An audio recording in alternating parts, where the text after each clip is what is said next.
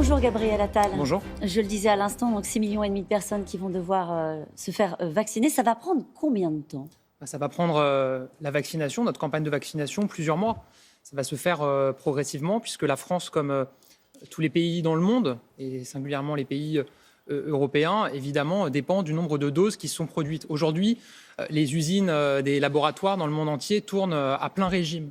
Et donc ça arrive progressivement. Et évidemment, on souhaite aller aussi vite que possible. Donc ça veut dire que ce matin, vous demandez aux Français qui vous regardent et qui souhaitent se faire vacciner d'être patients.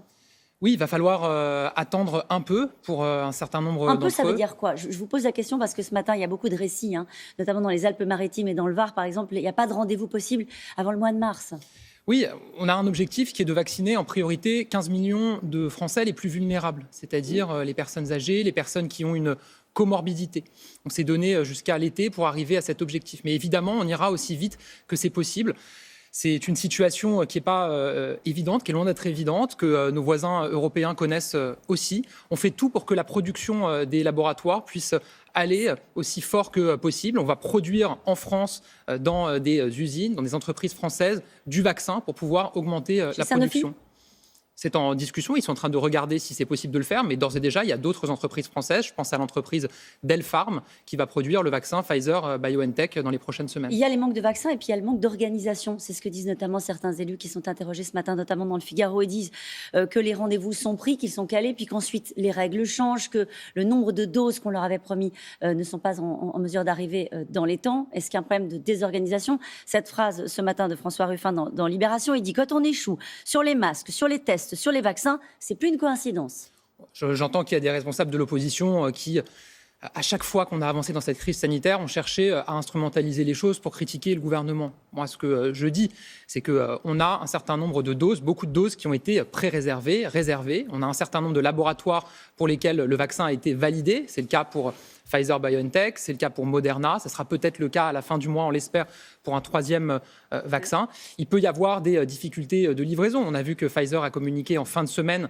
sur le fait que pour cette semaine, il y aurait moins de livraison que prévu à cause de difficultés de production, puisqu'ils adaptent leur outil technique sur leur site de production en Belgique. Encore une fois, ça impacte tous les pays concernés. Mais on fait au mieux pour donner le plus de visibilité. Mais donc, ça veut dire que l'approvisionnement du vaccin Pfizer-BioNTech ne correspond pas forcément à ce qui était prévu. Est-ce que le laboratoire est parfaitement transparent sur la façon dont les choses se passent dans ces usines ? Oui, dans un premier temps, ce qui a été annoncé en fin de semaine par Pfizer, on s'en souvient, c'est des perturbations et une réduction des livraisons pour 3 voire 4 semaines. Et immédiatement, avec les autres pays européens, c'est aussi l'intérêt d'avoir une coordination et de commander ensemble au niveau européen. On a demandé des comptes à Pfizer. On leur a demandé d'abord des explications. Ils nous ont expliqué que c'est parce que l'outil technique devait être adapté pour pouvoir produire plus. Ils rajoutent des chaînes de production et pour ça, pendant les travaux, ils doivent réduire leur production. C'est ce qu'ils nous ont dit. Et puis ensuite, on leur a demandé d'aller aussi vite que possible. Et donc c'est pour ça qu'ils ont communiqué ce week-end, samedi je crois, pour dire que les perturbations sur les livraisons interviendraient cette semaine, mais qu'ensuite on reviendrait à un rythme normal et qu'elles seraient même rattrapées avant la fin du mois de février, puisqu'ils augmenteront leur production à ce moment-là. C'est dans ce contexte. Ce que je veux dire, Caroline Roux, parce que pour ceux qui nous écoutent, c'est important, c'est qu'on a des stocks en France. On a reçu plus d'1,5 million de vaccins depuis le début. Il y a plus de 400 000 personnes qui ont été vaccinées. Et donc, le fait qu'il y ait cette semaine un peu moins de livraison que ce qui était prévu pour cette semaine, en France comme dans le reste de l'Europe, ne remet pas en cause, évidemment, les vaccinations qui devaient avoir lieu cette semaine. C'est ce qui est très difficile, à mon avis, à entendre pour les gens qui vous écoutent ce matin, c'est on a des stocks, mais on ne peut pas se faire vacciner. Et si on prend rendez-vous, on donne rendez-vous au mois de mars pour se faire vacciner quand on a plus de 75 ans. Il y a beaucoup de personnes qui sont prioritaires pour être vaccinées. Vous avez notamment les personnes dans les EHPAD. Vous savez que pour ce qui est des personnes dans les EHPAD, on met des doses de côté pour qu'elles aillent directement dans les EHPAD et non pas dans des centres, puisqu'on ne demande pas à des personnes âgées, dépendantes, qui ont parfois des pathologies lourdes, de se déplacer dans des vaccinodromes. On fait venir les vaccins jusqu'à elles. Et cette semaine, il va y avoir une montée en puissance forte de la vaccination dans les EHPAD. La première question que je vous ai posée, c'est dans combien de temps ? Quel est l'objectif que vous fixez pour ces 6,5 millions de personnes-là ? Moi, ce que je vous ai dit, Caroline Roux, c'est plusieurs mois. Pour les 15 millions de personnes vulnérables, c'est-à-dire les plus âgées et les personnes qui ont des comorbidités, on se fixe d'ici à l'été. Mais On espère pouvoir aller plus rapidement. On pense pouvoir aller plus rapidement dès lors que les stocks qui ont été prévus, les commandes qui ont été pré-réservées arriveront. On dépend à la fois de la production, on dépend aussi du fait que les autorisations données par l'Agence de santé européenne et par l'Agence de santé française soient données aux différents laboratoires qui ont des candidats vaccins. Ce sera la semaine prochaine pour AstraZeneca notamment. C'est dans ce contexte-là, je disais que France Inter annonce ce matin que Sanofi pourrait supprimer 400 postes. C'est le moment ? Je n'ai pas cette information. On est très attaché en France à avoir une recherche française qui fonctionne. On met beaucoup de moyens pour la soutenir, mais je n'ai pas cette information. Les autorités norvégiennes ont déclaré que 23 personnes étaient décédées dans le pays peu de temps après avoir reçu les premières doses de vaccins. Est-ce que cela fait naître le moindre doute auprès des autorités sanitaires françaises ? En tout cas, ça valide notre choix d'avoir un système de pharmacovigilance extrêmement solide. Il faut bien, là aussi, préciser les choses pour ne pas inquiéter. Je pense que c'est important de dire les choses. Les vaccins qui sont validés, ils le sont à l'issue d'essais cliniques. Plusieurs dizaines de milliers de personnes testent les vaccins avec les laboratoires. Ensuite, il y a des validations scientifiques qui sont données par des autorités sanitaires indépendantes des choix politiques, c'est des scientifiques. Est-ce que ces 23 décès-là changent quelque chose ? C'est la question. Ce que je vous dis, c'est qu'on a mis en place un système de pharmacovigilance avec l'ANSM. On suit évidemment toutes les personnes qui sont vaccinées. On regarde s'il y a des effets indésirables. Aujourd'hui, je n'ai pas connaissance d'alerte particulière en France. Ce que je peux vous dire, c'est qu'on a demandé à la Norvège des éléments sur ces décès et qu'évidemment, on analyse ces données.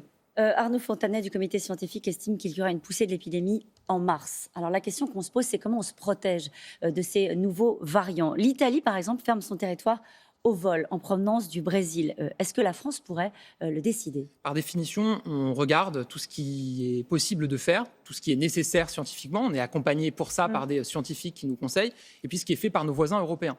Ce que je veux vous dire, c'est qu'il y aura une réunion très importante cette semaine. Il y a un Conseil européen qui se tient. Le président de la République y participera avec les autres chefs d'État, précisément pour aller vers davantage de coordination européenne sur ces questions-là. Et donc, c'est des discussions qui auront lieu à ce moment-là. Il y a une réunion des ministres des Affaires européennes qui a lieu ce matin pour commencer à avancer sur le sujet. On ne peut que le décréter qu'à 27.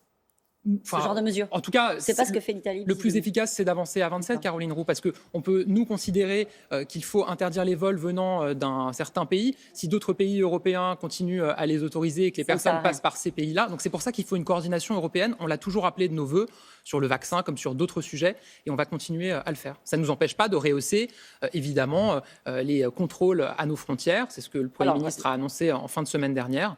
Et de continuer à avancer, y compris sur les frontières dans l'Union européenne. Alors, vous avez raison, il y a des contrôles aux frontières, notamment un test PCR qui est désormais obligatoire pour rentrer sur le territoire français, avec l'idée qu'on demande aux passagers, par exemple, il y en a qui vont encore arriver aujourd'hui d'Afrique du Sud ou du Brésil, où il y a des variants extrêmement dangereux, on leur dit juste, déclaration sur l'honneur, isolez-vous pendant une semaine. On n'a pas les moyens d'obliger à ces ressortissants étrangers qui arrivent sur le territoire français de s'isoler de manière obligatoire. Alors d'abord, Caroline Roux, il faut être précis. Ce ne sont pas des ressortissants étrangers pour la plupart, ce sont des ressortissants français.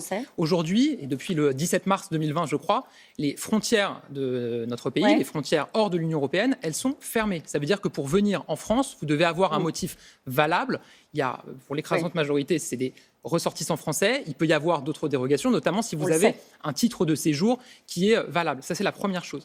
La deuxième chose, c'est quand vous demandez un test PCR réalisé avant le départ qui soit négatif pour embarquer, vous avez déjà une première sécurité qui est apportée par le résultat de ce test. Et après, effectivement, on demande un isolement de 7 jours aux personnes avec une déclaration sur l'honneur. C'est ce qui est mis en place là. Est-ce qu'il faudra aller plus loin ? Je ne peux pas vous répondre aujourd'hui. On va regarder. Moi, je crois beaucoup à la responsabilité individuelle des personnes, de nos concitoyens, de nos ressortissants qui rejoignent nos la ressortissants, il y a des vacances qui arrivent. Vous leur dites qu'il ne faut pas voyager à l'étranger ? Aujourd'hui, je ne dis rien sur la question des vacances. Il y aura une communication dans les prochains jours du gouvernement sur ce sujet-là. On va donner un point de rendez-vous, un point d'étape sur l'épidémie. Et évidemment, on sera le plus transparent possible sur toutes les informations dont on disposera. Merci beaucoup, Gabriel Attal. C'est à vous, Laurent. Merci à vous. Bonne journée.